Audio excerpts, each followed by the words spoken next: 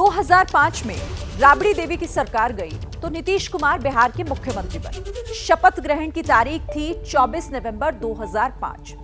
तब से लेकर आज तक सिर्फ 278 दिनों को अगर छोड़ दिया जाए तो नीतीश कुमार ही बिहार के सीएम हैं। उन 278 दिनों तक जीतन राम मांझी बिहार के मुख्यमंत्री थे और अब इन्हीं जीतन राम मांझी ने नीतीश की कुर्सी के पांव अपने एक बयान से हिलाकर रख दिए। लोगों को यह लग रहा है कि खेला झारखंड में हो रहा है, लेकिन बिहार की सियासी तस्वीर भी कोई कम दिलचस्प नहीं है। जीतन राम मांझी के पास भले ही 4 सीटें हैं, लेकिन अब वो बिहार के पॉलिटिक्स में बिग प्लेयर बन चुके हैं। इसीलिए तो कहा जा रहा है कि नीतीश सम्राट हैरान, असली खिलाड़ी जीतन राम। हम जीतन राम मांझी के इर्द गिर्द हो रहे पूरे खेल को आपको समझाएंगे, लेकिन उससे पहले वो 10 बातें आपके लिए जाननी जरूरी हैं जिसकी वजह से बिहार पर हर किसी की नजर इस वक्त बनी हुई है। तो जल्दी से आप जरा वो 10 बातें इस पूरे प्रकरण से जुड़ी हुई समझिए। देखिए, बिहार में 10 बड़ी हलचल, नई सरकार के मंत्रियों के विभागों का बंटवारा जो है वो हो गया है, पहली बड़ी बात है ये। इसके बाद सीएम नीतीश के पास गृह मंत्रालय का जिम्मा, मुख्यमंत्री नीतीश कुमार के पास ही गृह मंत्रालय है। सम्राट चौधरी को वित्त और विजय सिन्हा को कृषि मंत्रालय की जिम्मेदारी सौंपी गई है। तो ये वो बड़ी बातें हैं। बीजेपी के दोनों डेप्यूटी सीएम का दिल्ली दौरा, दिल्ली जिस तरीके से आए दोनों, उसके भी कई मायने हैं। तो ये वो बातें हैं जो बताती हैं कि आखिर क्या हलचल है और क्या कुछ हो रहा है बिहार में। कांग्रेस के विधायक और प्रदेश अध्यक्ष भी दिल्ली तलब किए गए हैं, 5वीं बड़ी बात। और जीतन राम मांझी, एक और मंत्री पद उन्होंने मांग लिया है। ये जीतन राम मांझी की तरफ से मांग की गई है।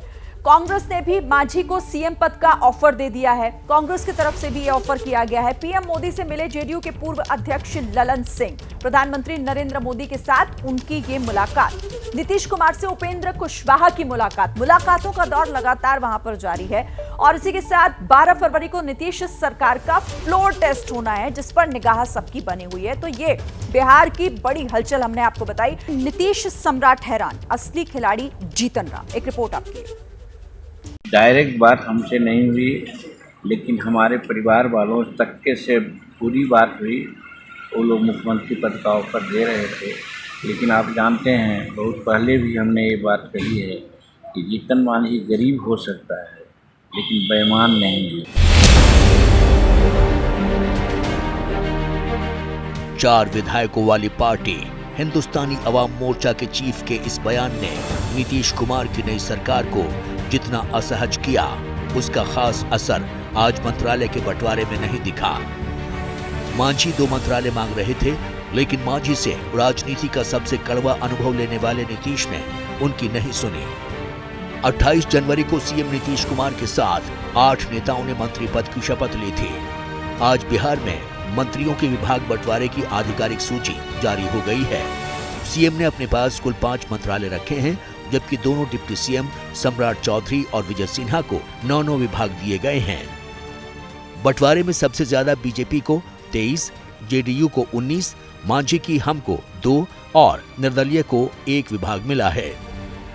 जीतन राम मांझी के बेटे संतोष सुमन को अनुसूचित जाति, अनुसूचित जनजाति कल्याण, सूचना प्रौद्योगिकी विभाग मिला है। साफ है, नीतीश पर मांझी का प्रेशर पॉलिटिक्स का कोई असर नहीं पड़ा, लेकिन 12 फरवरी को मांझी चौंकाएंगे, ये सवाल यूं ही नहीं उठा है। बिहार कांग्रेस के चीफ ने कैमरे पर बहुत बड़ी बात बोली है। उनको मिलना ही चाहिए, उनकी वजह से सरकार की प्रतिष्ठा बढ़ेगी। उन्होंने कहा मुझे तो मुख्यमंत्री पद का ऑफर मिल रहा है, मैंने वो ठुकराया है। तो आ जाए इधर, हम लोग बना देते हैं मुख्यमंत्री। तो आ जाए इधर, हम लोग बना देते हैं मुख्यमंत्री। तेजस्वी यादव पहले ही कह चुके हैं कि खेला तो अब शुरू होगा, और अब कांग्रेस भी खेला होने के संकेत दे रही है। तो क्या 12 फरवरी को बिहार विधानसभा में विश्वास मत में वाकई खेला होने वाला है? सुनिए, इस सवाल पर बीजेपी का क्या कहना है। तेजस्वी कह रहे हैं, आरजेडी कह रही है कि 12 को बहुमत साबित करना है नीतीश को, तो उस दिन बड़ा खेला होगा। कोई खेला होने वाला नहीं है। ये जनता को पूरी तरह गुमराह करने की बात जाकर के है, उनकी बातों में दम नहीं जाकर के है। एनडीए एकजुट है जाकर के, और मैं समझता हूं कि निश्चित तौर पर कहीं कोई दिक्कत नहीं जाकर के है। कोई खेला होने वाला है नहीं। अब खेला खत्म हो गया है, अब नई पारी की शुरुआत हो गई है। एनडीए गठबंधन 2025 तक माननीय मुख्यमंत्री नीतीश कुमार जी की अगुवाई में भाजपा, हम और अपना लोजपा मिलकर सरकार को चलाएंगे। तो देखिए, बिहार में हर कुछ ऐसा लग रहा है जैसे बदल रहा है। पल जिस तरीके से जो समय आगे बढ़ रहा है, हर पल कुछ ना कुछ बदलाव देखने को मिल रहा है, हलचल लगातार बढ़ रही है।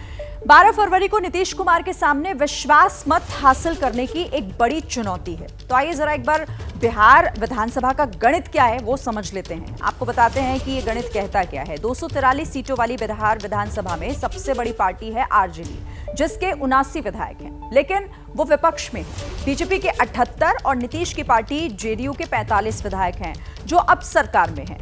मांझी की पार्टी के भी 4 विधायक और 1 निर्दलीय का भी समर्थन नीतीश को इस वक्त हासिल है। तो जो बहुमत का आंकड़ा 122 है और नीतीश के साथ अभी 128 विधायक हैं, जबकि कांग्रेस, लेफ्ट और ओवैसी की पार्टी के विधायकों को जोड़ दिया जाए तो विपक्ष के पास कुल इस वक्त जो आंकड़ा है वो 115 का है। तो बिहार में इस वक्त ये पूरा गणित है, वो समीकरण जो हमने आपको समझाया। जैसे ही घड़ी का काटा दोपहर 2:30 पे आए, बबीता जी का दिल सास बहू साजिश के लिए मचल जाए। और ये है इनकी बहू, पूरे दिन ऑफिस की टेंशन हो जाए गॉन जब ये करें अपना फेवरेट शो फ्री टाइम पे ऑन। इनकी तरह आप भी देखिए अपना फेवरेट शो अपने टाइम पर और डाउनलोड कीजिए एबीपी लाइव ऐप अपने स्मार्ट टीवी पर।